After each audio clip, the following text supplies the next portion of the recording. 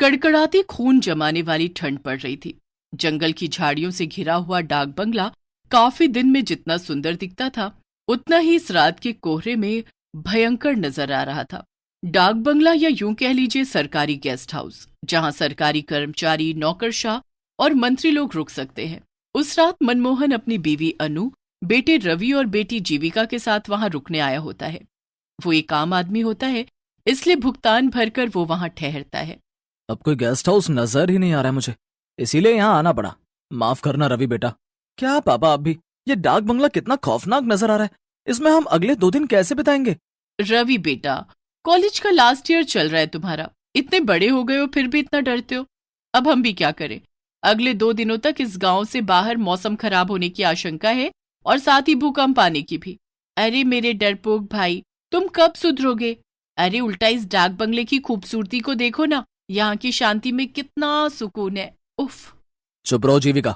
वो चारों अपने अपने कमरों में आराम करने चले जाते हैं। रवि और जीविका एक कमरे में सोते हैं और मनमोहन और अनु एक कमरे में। जब जीविका आराम कर रही होती है तभी अचानक से रवि को बाहर से किसी के हंसने की आवाज आती है।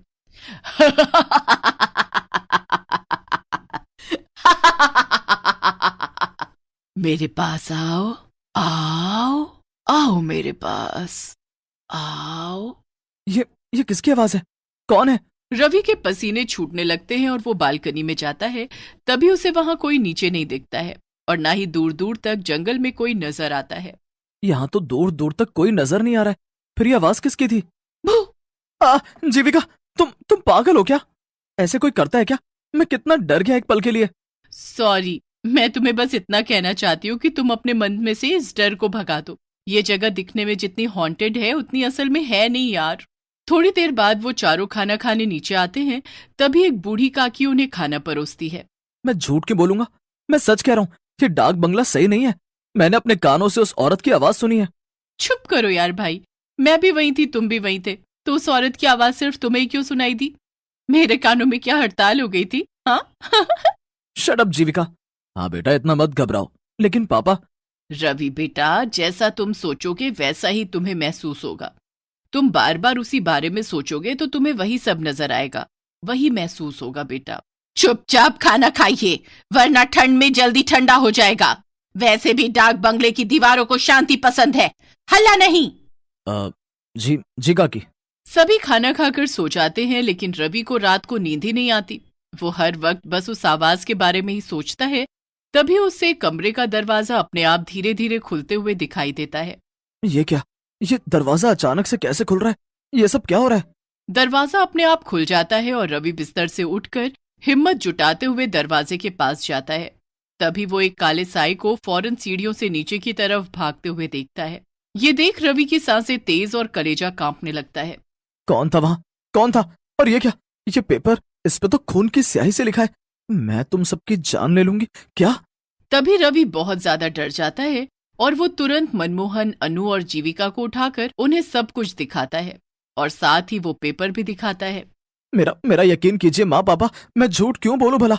मैंने सच में किसी काले साए को सीढ़ियों से नीचे की तरफ भागते हुए देखा है। और ये पेपर, इस पर खून की स्याही से लिखा है, देखो आप। उस पेपर से वो सब लिखा हुआ मिट चुका था। ये देख रवि के होश उड़ जाते हैं। ऐसा कैसे हो सकता है? रवि, एक काम करो, तुम और जीविका हमारे कमरे में सो जाओ। चारों एक साथ सोएंगे तो किसी को डर नहीं लगेगा।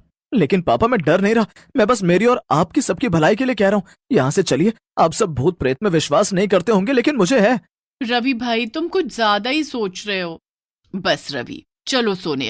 अब और कुछ नहीं सुनना है हमें। पहले ही तुम्हारे पापा और मैं बहुत थक चुके हैं। कोई रवि की बात समझने की कोशिश ही नहीं करता और सब एक ही कमरे में सो जाते हैं। जैसे तैसे रात गुजर जाती है। अगले दिन रवि उस बूढ़ी काकी से पूछता है, काकी, यहाँ इस डाक बंगले में केवल मैं और मेरा परिवार ही रुका हुआ है, यहाँ और कोई नहीं रुकता क्या? लोग यहाँ रुकने आते हैं, लेकिन अभी इस समय नहीं है। हटो यहाँ से, मुझे बाहर जाना है। रवि दिन में उस बंगले को अच्छे से देख लेता है। मनमोहन, अनु और जीविका बाहर बैठकर बातें कर रहे होते हैं। अरे रवि भाई, आओ हमारे साथ बैठ जाओ, वरना फिर कोई भूत आकर आपको परेशान कर लेगा। बस जीविका, कितना परेशान करोगी तुम उसे चिढ़ा चिढ़ा कर। ओके बाबा, सॉरी। रवि कुछ दूर टहलने जाता है और तभी उसे एक लड़की दिखाई देती है जो सुनसान सड़क पर फूल बेच रही होती है। साहब, साहब फूल ले लो ना साहब, गुलाब, चंपा, चमेली, मोगरा, जास्मिन, सारे फूल हैं मेरे पास। न, नहीं नहीं, मुझे नहीं चाहिए कोई फूल। अच्छा ठीक है, लेकिन मेरी बोनी हो जाए इसलिए एक फूल तो ले लीजिए प्लीज साहब। रवि उस फूल को खरीदकर अपनी माँ अनु को बालों में लगाने के लिए दे देता है। बाद में जब अनु बाथरूम में मुंह धोने जाती है तभी वहां की लाइट अचानक से बंद चालू होने लगती है। अरे इन लाइट्स को क्या हो गया अचानक से? और जब अनु आईने में देखती है तभी उसके पीछे एक औरत खड़ी होती है जिसकी शक्ल काफी ज्यादा खौफनाक होती है। आ!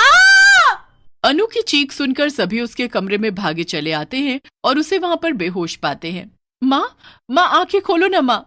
थोड़ी देर बाद जब अनु को होश आता है तभी वो उन तीनों को सारी घटना बताती है। अनु की जुबानी ये सारी बातें सुनकर उन तीनों के पैरों तले जमीन खिसक जाती है। माँ ये सब सच है? हाँ जीविका बेटी, रवि बिल्कुल सच कह रहा था। देखो मैंने कहा था ना आप तीनों से, इस डाक बंगले में जरूर कुछ तो गड़बड़ है। मनमोहन जी, मुझे कुछ नहीं पता, हम कहीं और रुक लेंगे, चाहिए तो जंगल में रुक लेंगे, लेकिन इस भूतिया डाक बंगले में बिल्कुल नहीं। हाँ पापा, अगर माँ और रवि ने यहाँ कुछ ऐसा महसूस किया है तो हमें यहाँ नहीं रुकना चाहिए। हाँ हाँ अनु ठीक है, अपना अपना सामान ले लो, हम सब अभी इसी वक्त यहाँ से निकलते हैं। चारों अपना सामान पैक करके वहां से निकलने लगते हैं, लेकिन तभी वहां डाक बंगले के मुख्य दरवाजे पर वो बूढ़ी काकी खड़ी हो जाती है। काकी हमें जाने दीजिए, हमें अब यहाँ नहीं रहना है। नहीं कहा ना, एक बार जब कोई इस डाक बंगले में आ जाता है तो वो फिर से वापस नहीं जा पाता। नहीं, आप हमें यहाँ जबरदस्ती रुकने के लिए नहीं कह सकती काकी, हमें जाने दीजिए प्लीज। मतलब ये कि तुम सब अब हमेशा हमेशा के लिए यहीं पर रहोगे, इंसान बनकर नहीं बल्कि भूत बनकर। उतने में अचानक से वो बूढ़ी काकी अपने भूतिया रूप में बदल जाती है और वहां आसपास सभी भूत इकट्ठे हो जाते हैं। ये सब देखकर चारों की रूह कांप उठती है और रोंगटे खड़े हो जाते हैं। नहीं, बचाओ! वो चारों भागने की कोशिश करते हैं लेकिन उनके पैर नहीं हिल पाते हैं और वो जमीन से चिपक कर रह जाते हैं। नहीं, हमने यहाँ रुककर बहुत बड़ी गलती कर दी, हमें यहाँ रुकना ही नहीं चाहिए था। बचाओ! ये हमारे पैरों को क्या हो गया? ये हिल क्यों नहीं रहे? हमें बख्श दो, हमें जाने दो, यहाँ से जाने दो, हमें जाने दो। नहीं, कहा था ना मैंने। अब तुम सबका अंत है, तुम सब भी हम भूतों की बिरादरी में शामिल हो जाओगे आज। ये तो वही फूल वाली लड़की है।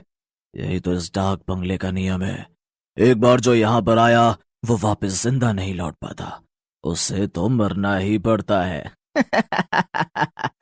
ये सब मैंने शुरू किया था, क्योंकि कई सालों पहले इसी डाक बंगले में काम करते करते एक गेस्ट ने मेरी जान ली थी, क्योंकि मैंने उसे सोने की तस्करी करते हुए पकड़ लिया था और मैं उसका जुर्म पुलिस को बताऊं, इस डर के कारण उसने मुझे मार दिया, क्योंकि सभी इंसान ऐसे ही होते हैं, मतलबी और बुरे। सारे भूत अब उन चारों के पास आने लगते हैं और चारों काफी ज्यादा घबरा जाते हैं, लेकिन तभी हम यहाँ से भाग तो नहीं सकते, लेकिन अपने मुंह से भगवान को याद तो कर सकते हैं। माँ, पापा, जीविका, हनुमान जी ही अब हमें बचा सकते हैं। वो चारों एक साथ हनुमान चालीसा बोलना शुरू कर देते हैं। जय हनुमान ज्ञान गुण सागर, जय कपीस तिहु लोक उजागर, रामदूत अतुलित बलधामा, अंजनी पुत्र पवन सुत नामा। बंद करो, बंद करो। हनुमान चालीसा सुनकर सभी भूतों के कानों से खून निकलने लगता है और सभी एक के बाद एक खत्म होने लगते हैं, जिसके बाद चारों उनकी कैद से आजाद हो जाते हैं और वहां से निकल जाते हैं। उस दिन के बाद डाक बंगला भूतों और काली शक्तियों के कहर से मुक्त हो गया।